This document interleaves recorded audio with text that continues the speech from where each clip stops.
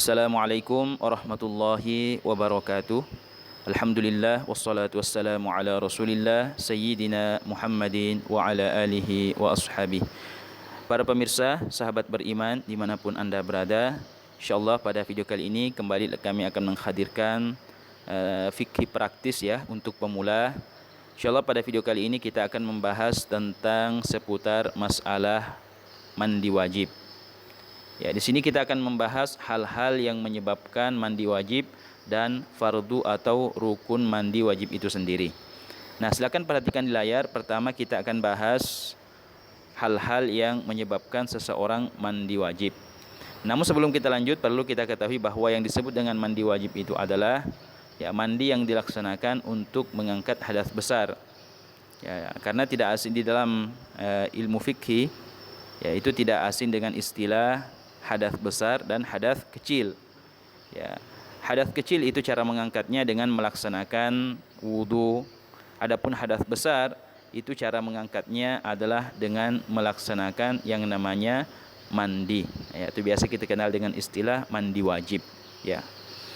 Nah, hal-hal yang menyebabkan seseorang itu mandi wajib untuk melaksanakan mandi itu ada 6. Ya, yang pertama silakan diperhatikan. Ya, mohon maaf, yang pertama adalah bersetubuh atau melakukan hubungan seksual. Ya, melakukan hubungan seksual atau yang biasa kita kenal dengan istilah al-jima'.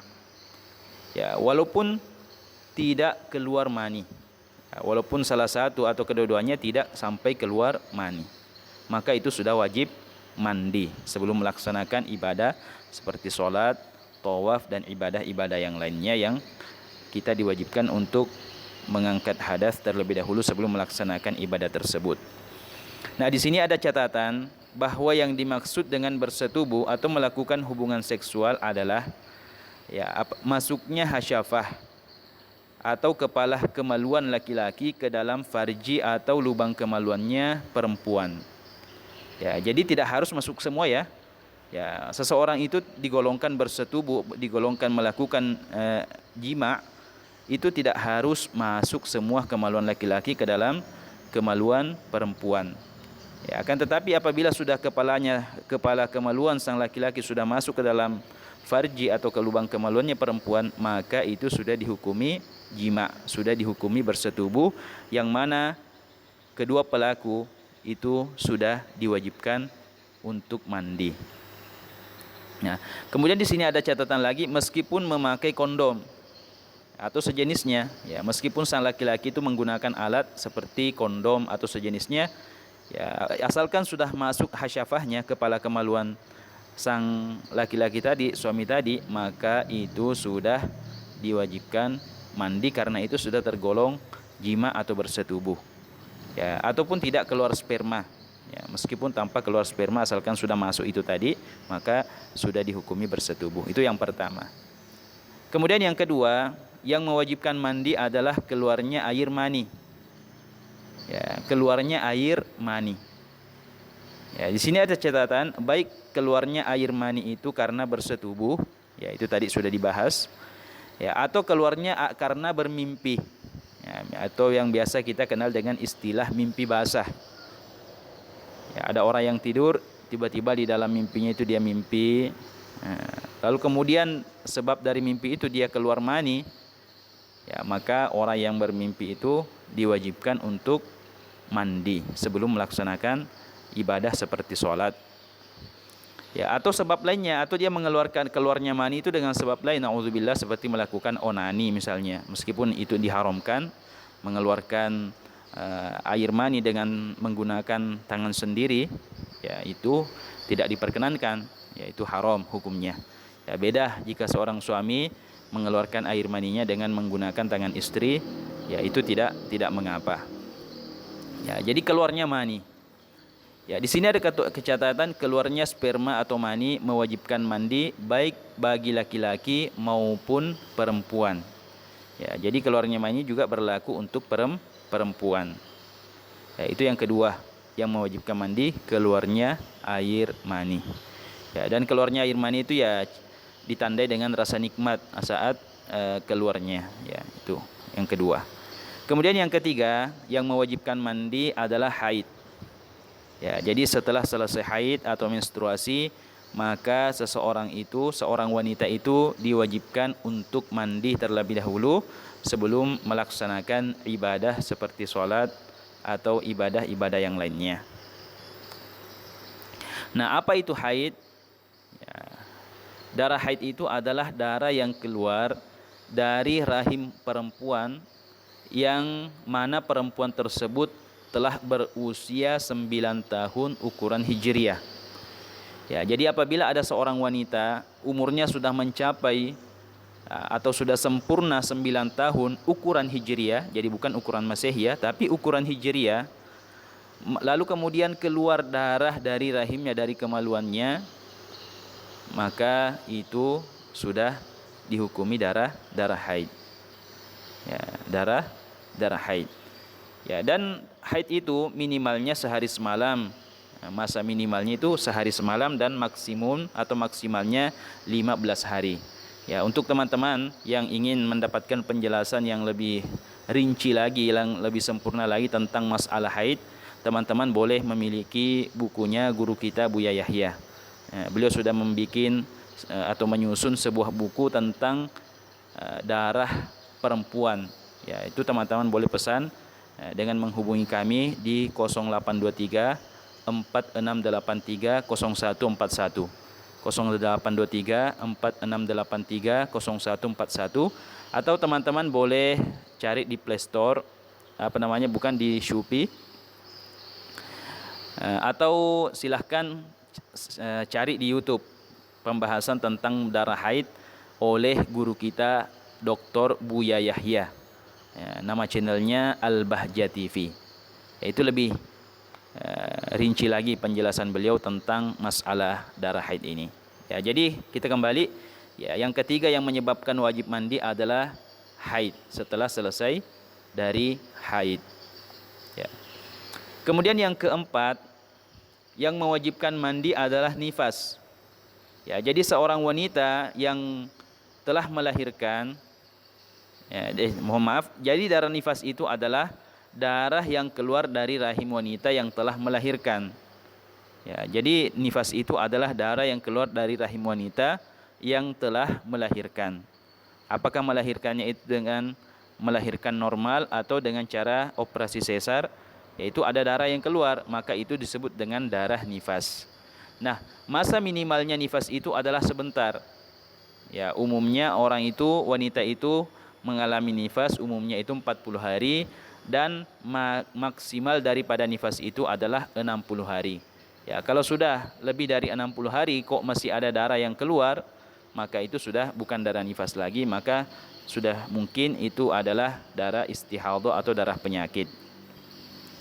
Ya, jadi seorang wanita yang setelah melahirkan lalu kemudian ia nifas, ya, setelah ia selesai dari nifasnya, maka ia harus melaksanakan mandi wajib sebelum melaksanakan ibadah seperti sholat tadi. Ya, itu yang keempat yang mewajibkan mandi adalah nifas. Kemudian yang kelima, ya, yang mewajibkan mandi adalah al-wiladah, melahirkan. Ya, jadi orang yang melahirkan itu, ya, diwajibkan mandi. Ya, asalkan setelah melahirkan itu tidak ditumpangi oleh nifas. Ya, kalau setelah melahirkan kok ia langsung nifas, maka dia menunggu sampai selesainya masa nifas baru kemudian ia mandi wajib. Ya, jadi melahirkan. Ya, jadi melahirkan di sini saat, ya, wajib mandi setelah melahirkan apabila tidak ditumpangi oleh nifas. Ya, di sini ada catatan melahirkan normal termasuk hal yang mewajibkan mandi. Ya, meskipun yang dilahirkan itu masih berupa segumpal darah atau yang biasa kita kenal dengan istilah keguguran, ya. Ya, atau sudah menjadi daging. Ya, walaupun yang dilahirkan seperti itu masih berupa segumpal darah atau segumpal daging, maka sang wanita tadi setelah melahirkan diwajibkan mandi, sekali lagi dengan catatan apabila dia tidak ditumpangi oleh nifas. Nah, sedang bila proses persalinan melalui bedah atau sesar, yang biasa kita dengar operasi sesar, ya, kenal dengan operasi sesar, maka di sini ada perbedaan pendapat di antara ulama kita.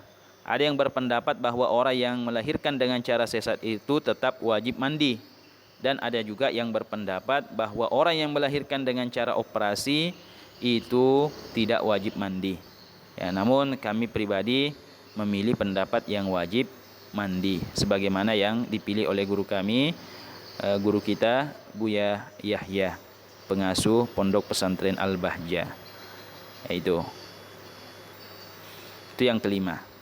Kemudian yang keenam yang mewajibkan mandi adalah orang yang mati syahid, orang mati.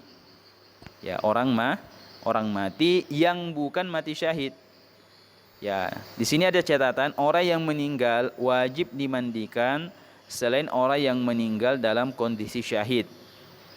Ya, orang yang meninggal kecuali orang yang meninggal dalam keadaan syahid, ya, mati dalam memperjuangkan atau peperangan memperjuangkan agama, maka orang yang mati syahid seperti itu tidak diwajibkan mandi.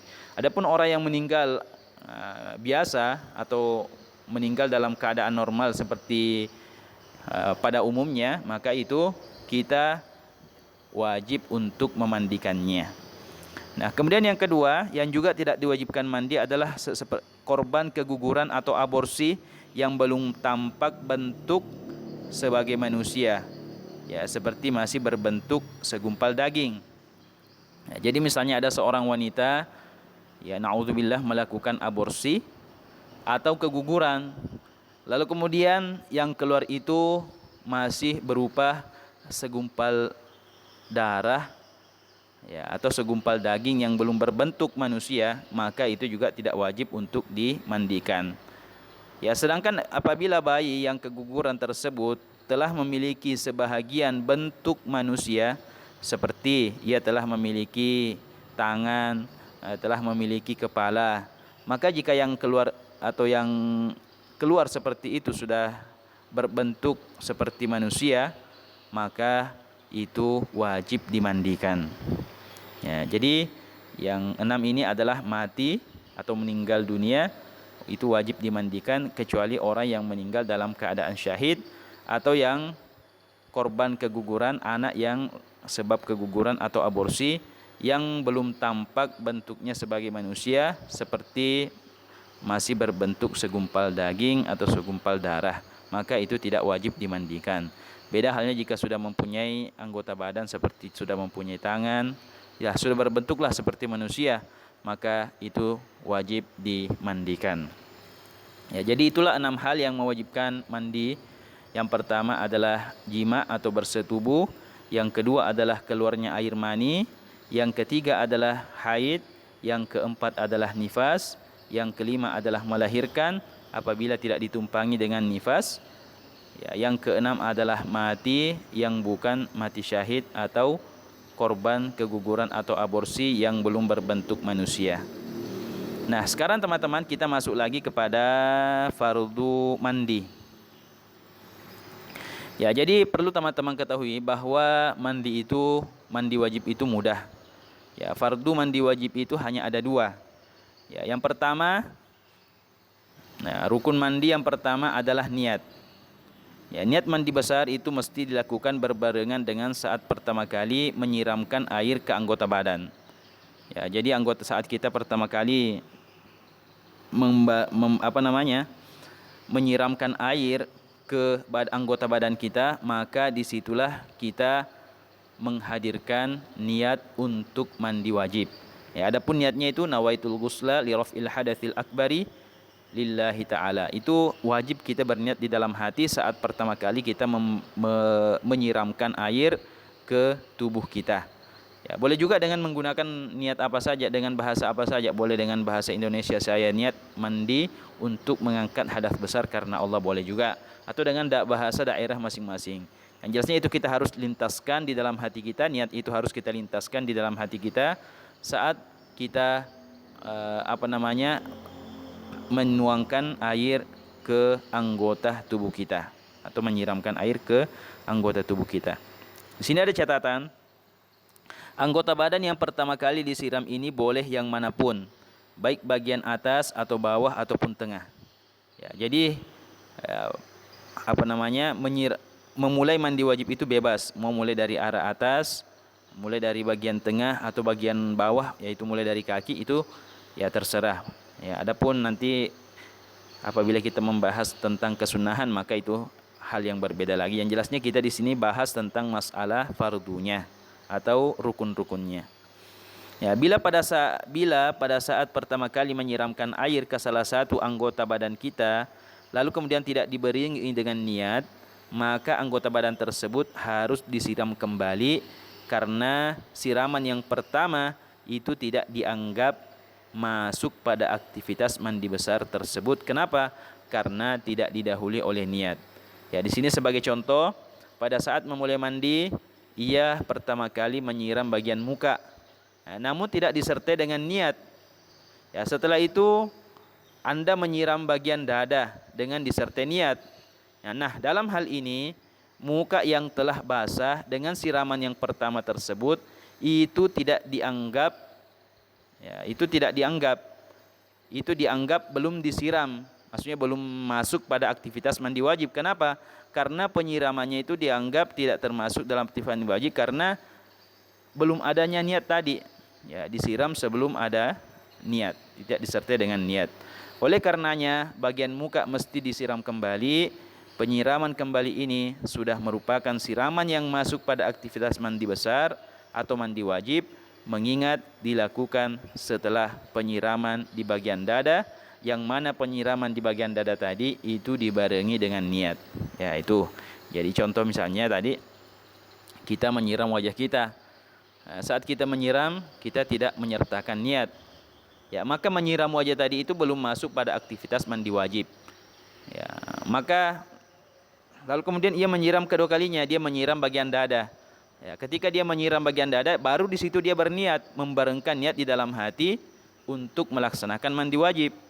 Ya, maka dia harus membasuh atau menyiram kembali bagian wajahnya karena siraman yang pertama tadi itu belum masuk aktivitas mandi wajib karena tidak dibarengi oleh niat. Itu yang pertama, fardu mandi adalah niat. Kemudian yang kedua, meratakan air ke bagian luar seluruh anggota badan. Ya, jadi meratakan air ke bagian luar seluruh anggota badan. Ya, kulit, ya meliputi kulit, ya, kuku, rambut. Ya, kalau kata guru kita Buya Yahya, kalau ada orang yang panjang rambutnya itu 6 meter yang masih bersambung dengan tubuhnya, maka rambut yang 6 meter itu wajib untuk dibasuh. Kalau ada satu lembar yang tidak terkena, maka mandinya tidak sah. Nah, di sini ada catatan, bila ada sedikit saja bagian tubuh yang belum terkena air, maka mandi yang dilakukan belum dianggap sah. Dan orang tersebut dianggap masih dalam keadaan berhadas sehingga ia dilarang melakukan pekerjaan-pekerjaan yang tidak boleh dilakukan oleh orang-orang yang berhadas besar seperti sholat, tawaf, membaca Al-Quran atau menyentuhnya, dan membawa Al-Quran dan lain sebagainya. Ya, jadi kalau ada sedikit saja dari anggota tubuh kita yang tidak terkena oleh air saat kita mandi wajib, maka mandi wajib kita itu dianggap tidak sah sehingga kita masih dihukumi berhadas besar. Ya, sehingga tidak boleh melaksanakan sholat, masih dilarang untuk melaksanakan tawaf, membaca Al-Quran, menyentuh atau membawanya dan sebagainya. Nah, maka dari itu melakukan mandi besar perlu kehati-hatian agar jangan sampai ada bagian dari tubuh yang tertinggal belum terkena air. Ya, ini jadi harus diperhatikan ya. Ya, seperti lipatan-lipatan badan yang biasa ada pada orang yang gemuk. Ya, orang yang gemuk itu biasa kan ada lemak ya, sehingga tubuhnya itu berlipat-lipat. Maka itu lipatannya harus diperhatikan. Karena kalau tidak kena air, maka mandinya tidak sah. Ya, kulit yang berada di bawah kuku yang panjang, ya, dan membersihkan kotoran yang ada di dalamnya. Ya, jadi kalau orang yang kukunya panjang itu di bawah kuku itu ya diupayakan untuk agar terkena oleh air basuhan ya, air basuhan yang kita siramkan saat mandi. Ya, kemudian yang anggota yang sering tidak terkena adalah bagian belakang telinga. Ya, dan bagian depannya yang berlengkuk-lengkuk. Ya, ini bagian depan telinga atau bagian belakang itu kita betul-betul ya kita bagaimana bisa air mandi kita itu sampai di situ. Ya, selangkangan kedua paha. Ya, selangkangan kedua paha itu kita sela-sela. Ya, kemudian yang selanjutnya yang biasa tidak terkena air, sela-sela antara, mohon maaf, dua pantat ya, yang saling menempel itu. Ya, kita upayakan kita masukkan tangan kita untuk menyela-nyelanya agar terkena oleh air mandi. Ya, kemudian kulit dada yang berada di bawah, mohon maaf, payudara yang menggantung. Ya, mungkin ada orang yang payudaranya, mohon maaf, besar. Ya, maka itu lipatan-lipatan ini perlu diperhatikan ya, terutama ini untuk ibu-ibu, bukan untuk bapak-bapak. Dan juga kulit kepala yang berada di bawah rambut yang tebal. Ya, ada orang yang rambutnya panjang itu, maka kulit kepala yang ada di bawah rambut itu sela-sela dengan menggunakan tangan. Jangan sampai ada kulit kepala yang tidak terkena air karena disebabkan rambut yang tebal. Ya, kemudian rambutnya juga itu harus kena semua. Nah, ya, itu harus diperhatikan baik ketika melakukan mandi besar agar jangan sampai ada yang tidak terkena air sedikit pun. Ya, jadi itulah dua fardu mandi. Yang pertama adalah niat, yang kedua meratakan air ke bagian luar anggota badan. Ya, ke seluruh bagian luar anggota badan meliputi tadi kulit, rambut, kuku dan semua anggota badan kita yang masih nyambung dengan tubuh kita yang akan kita bawa nantinya untuk melaksanakan ibadah seperti sholat, maka itu harus dibasuh saat kita mandi. Nah, itulah yang dapat kami hadirkan. Semoga apa yang kita hadirkan dalam video kali ini bermanfaat khususnya untuk teman-teman yang pemula. Ya, jadi mohon maaf jika dalam penyampaiannya ada yang tidak jelas karena mungkin keterbatasan dari bahasa kami sehingga mungkin ada yang tidak dipahami. Ya, teman-teman yang khususnya pemula boleh menghubungi kami di 0823 4683 0141 jika ada yang tidak dimengerti dari penjelasan tadi. Ya, sampai di sini mudah-mudahan bermanfaat, dan bagi teman-teman yang belum subscribe channel ini silahkan di subscribe karena insya Allah setiap hari kami akan mengupload video-video terbaru di channel ini. Sekian, wassalamualaikum warahmatullahi wabarakatuh.